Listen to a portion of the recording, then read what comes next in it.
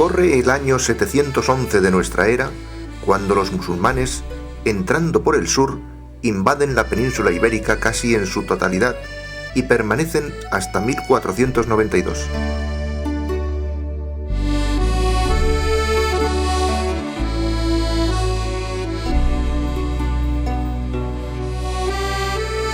Muchas fueron las luchas sostenidas entre moros y cristianos durante la Reconquista.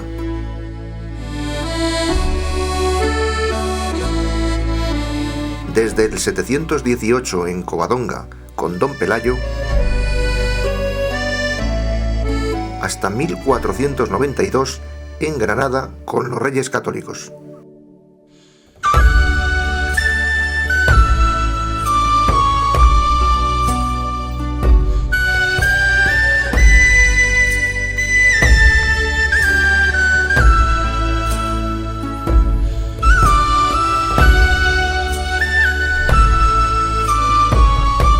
Nos encontramos ya en la España del siglo XI. Los árabes llevan en nuestro territorio más de 300 años.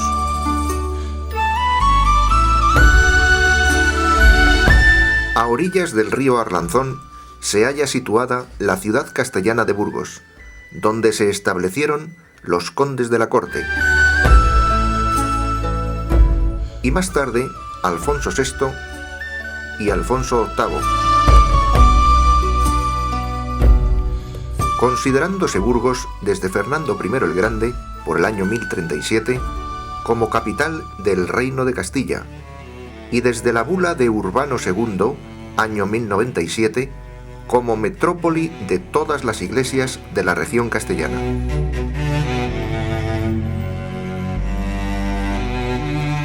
En esta ciudad, valerosa y caballeresca, cuna del legendario Rodrigo Díaz de Vivar, el Cid, la providencia divina enmarcó la cuna del coloso burgalés Julián ben Tauro, de ascendencia mozárabe, que más tarde sería nombrado segundo obispo de Cuenca, grandiosa figura que tanto iba a destacar en el siglo XII, nuestro patrón San Julián.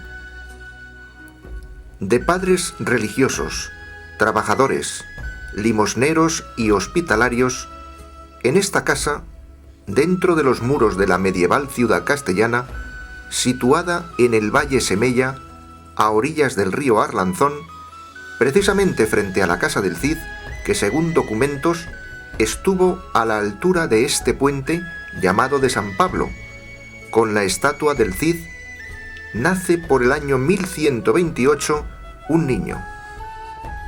Una bandada de ángeles lo anuncian. Hoy ha nacido un niño que en gracia no tiene igual. El mismo día de su nacimiento lo bautizan en un templo a rebosar de gente que se ha concentrado allí. Sobre la pila bautismal desciende un ángel con mitra en la cabeza y báculo en la mano, anunciando: Julián ha de ser su nombre. Van pasando los primeros años de su infancia jugando con los otros niños del barrio, mientras que la madre, sin perderlos de vista, con la rueca en la mano, hilaba el copo de blanco hilo, y si surgía alguna discrepancia entre ellos, bastaba la intervención de Julián, que con su sonrisa y bondad enseguida quedaba zanjada.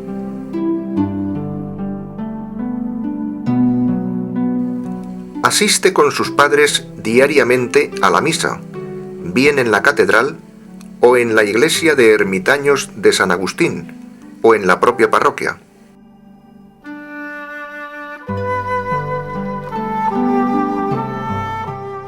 En la escuela parroquial recibió sus primeros conocimientos de lectura, escritura y cálculo. A los 14 años, y debido a su capacidad y grandes conocimientos adquiridos, los profesores aconsejan a sus padres que marche a la Universidad de Palencia a cursar estudios superiores.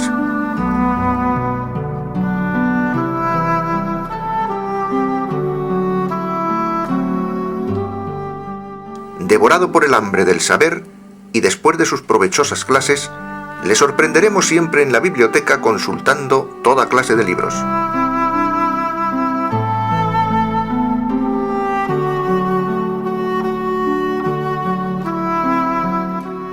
Julián estudia y trabaja, ya que en sus momentos de descanso trabaja el mimbre y hace cestitas, y con el dinero que sacaba se pagaba los estudios y daba limosnas.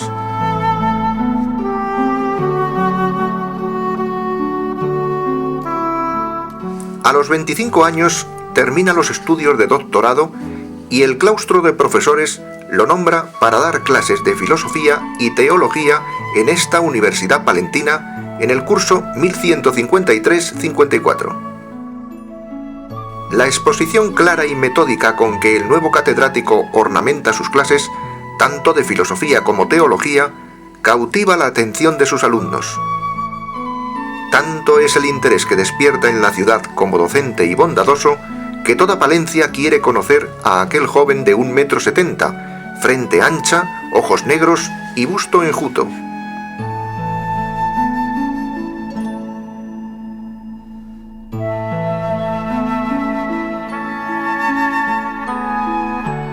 Desempeñó su cátedra en Palencia durante 10 años y desde allí marcha a Burgos, porque su madre ha muerto y su anciano padre está solo, muriendo también al poco tiempo.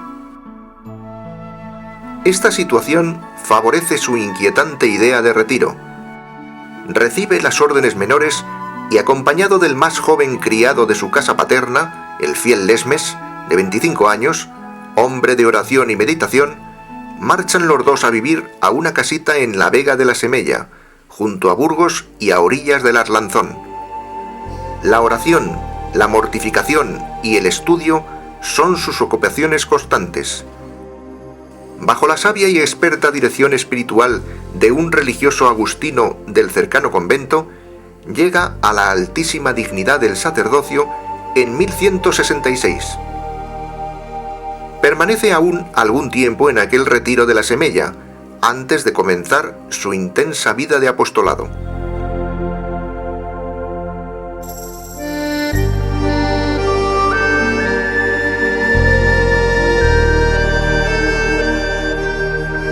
Un buen día, don Julián llamó a su criado Lesmes, a quien dijo: ¿Quieres acompañarme, Lesmes? ¿A dónde, señor? A recorrer España, dijo don Julián. Con vos hasta la muerte, respondió Lesmes. Y sin más bagaje que el breviario, un crucifijo, una estampa de la Virgen y una muda, salió San Julián transformado en caballero andante a lo divino, sobre el brioso corcel de su celo, por toda la geografía de España.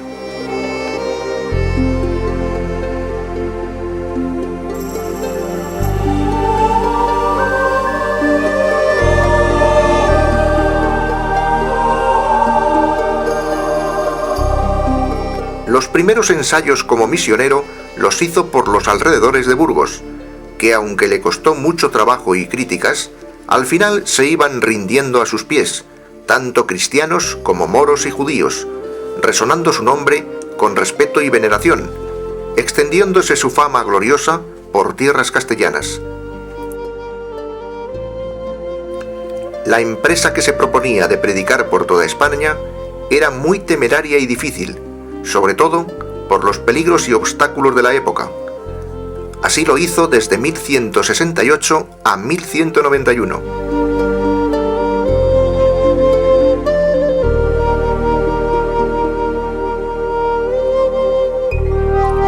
Se encuentra cerca de Toledo cuando en agosto de este año fallece el arzobispo de la iglesia toledana, don Gonzalo Pérez, y le sucede don Martín López, muy apreciado por Alfonso VIII. Cada día aumentaba la fama del sacerdote y apóstol Julián por su admirable elocuencia, su gran sabiduría, milagros y conversiones. El arzobispo, sabedor de su fama y su obra, lo manda llamar y le propone como arcediano de Toledo, pero Julián se niega a aceptarlo por su condición de humilde misionero. El arzobispo insiste, ya que no será obstáculo para su vida apostólica y misionera. Ante tanta insistencia, acepta, llama a su siervo Lesmes y se dirigen a Toledo. allí se instalan en una modesta casa de la ciudad. Los templos donde predica se quedan pequeños debido a la gran cantidad de gente que acude a escucharle. Era incansable predicando tanto en las iglesias como en las sinagogas de los judíos y las mezquitas de los moros, y aún le quedaba tiempo para ganarse el pan cotidiano con las cestitas que vendía, ya que todas las rentas del arcedianato eran para los pobres.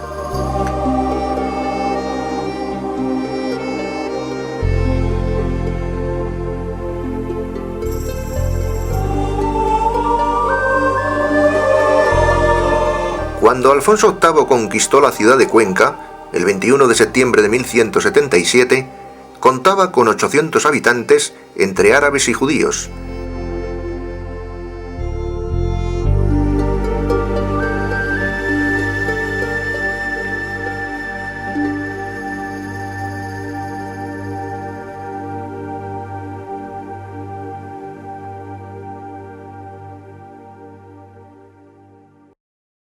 Alfonso VIII otorga el fuero de Cuenca en 1189, concediendo los mismos privilegios a judíos, árabes y cristianos.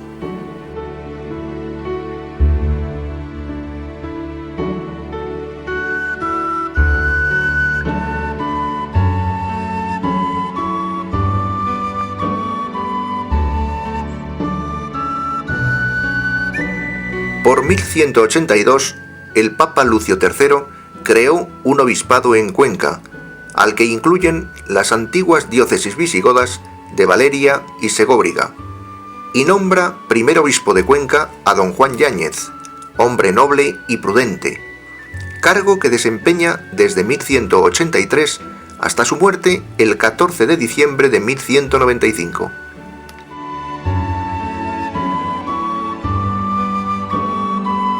Cuando Alfonso VIII recibió la triste noticia, solo pasó por su mente una figura capaz de sustituir al difunto Yáñez, el arcediano de Toledo, don Julián, al que propone para la mitra de Cuenca en junio de 1196, y el Papa Celestino III lo consagra como obispo de Cuenca.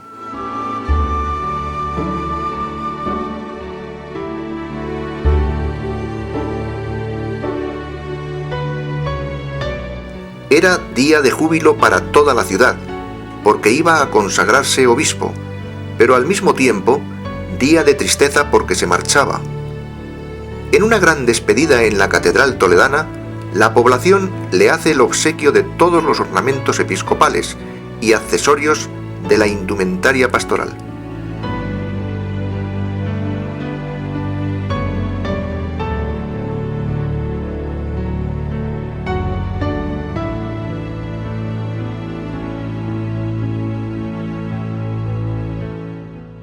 ...68 años contaba cuando fue consagrado obispo. Con lágrimas en los ojos, sale con su compañero y capellán, Lesmes, de la corte de Alfonso VIII hacia Cuenca. Un día del mes de agosto de 1196, por sendas y vericuetos, recorren a pie la distancia que separa a Toledo de Cuenca, en 5 jornadas, y sabiendo que les esperan con festejos y obsequios, él y Lesmes aguardan que cierre la noche, y cuando la ciudad duerme, cogen las enriscadas cuestas y, orientados por un rapazuelo de San Antón, se internan por el barrio de la Judería hasta llegar a la puerta de la Morada, donde habitó don Juan Yáñez.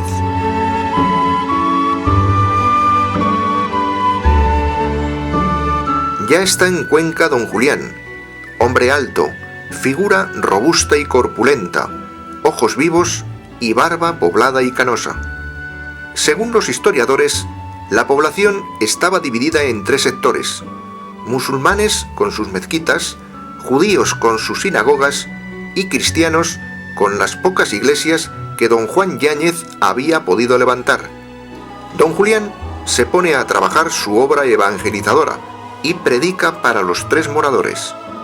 Los viernes en la mezquita, los sábados en la sinagoga y los domingos en la catedral y las iglesias, resaltando la figura de Jesús muerto en la cruz para redimir a todos los hombres.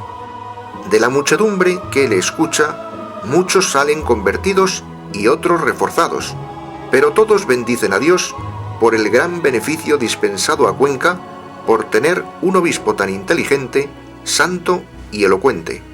Trabaja incansablemente para continuar la creación de parroquias por toda la diócesis.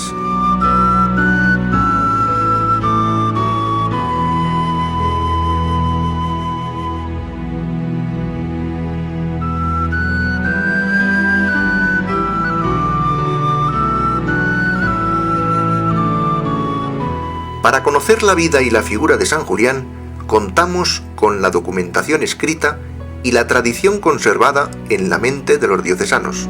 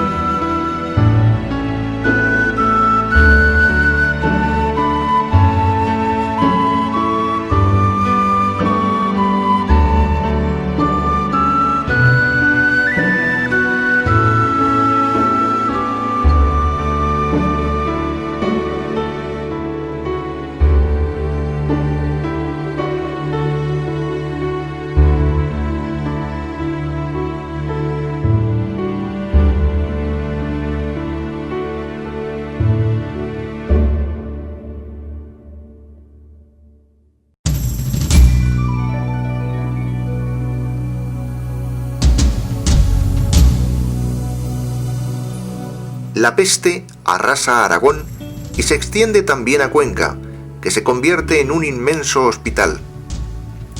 Todos los sacerdotes atienden a los afectados en cuerpo y alma, y por orden de don Julián reparten las rentas de la iglesia a los pobres. Musulmanes, judíos y cristianos son atendidos por igual.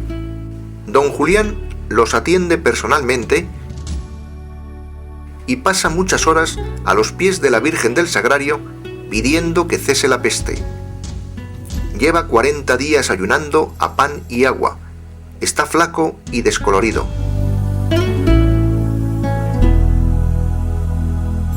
De repente, la peste ha cedido y la catedral se llena de gente en acción de gracias. Las cestillas que fabricaba empiezan a aplicarlas a los enfermos, de tal manera que al tocarlas quedaban curados. El espectro del hambre se avecinaba por su diócesis, pero las trojes episcopales estaban repletas. Las demandas al palacio del obispo limosnero eran múltiples, imperiosas y constantes. Lesmes tenía orden de que nadie, fuere judío, musulmán o cristiano, careciese de socorro, y caritativo como su obispo y de alma rendida a la obediencia, cumplía escrupulosamente los mandatos recibidos. Pronto corrió por los rincones de España lo que ocurría en el obispado de Cuenca, y aquí venían de todos los lugares.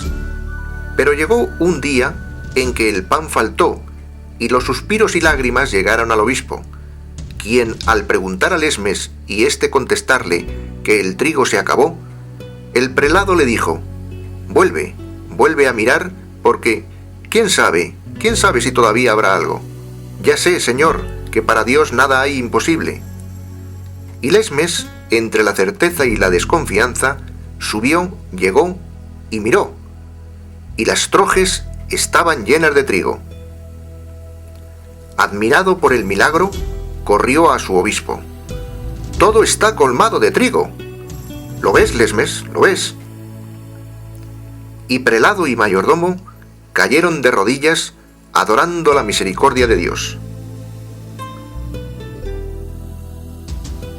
Así pasaban los días y los meses, Lesmes dando y la muchedumbre recibiendo.